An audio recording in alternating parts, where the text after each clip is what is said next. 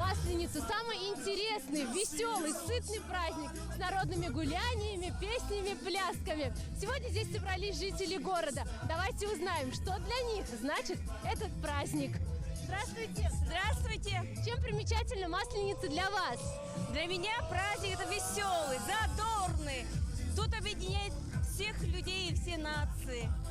Мы любим этот праздник, радуемся, угощаем друг друга блинами, песнями, плясками. С праздником вас! С праздником!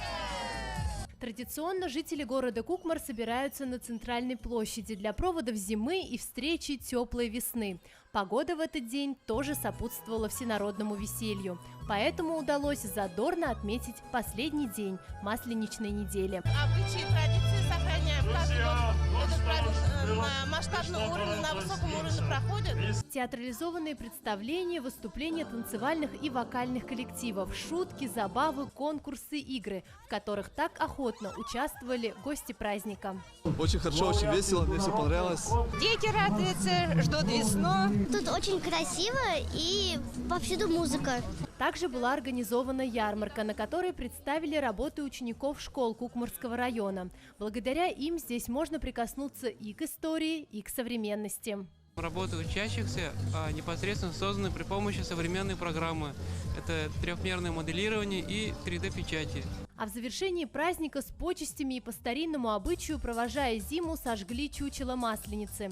К этому организаторы подошли с юмором. Вместе с чучелом сожгли и COVID-19.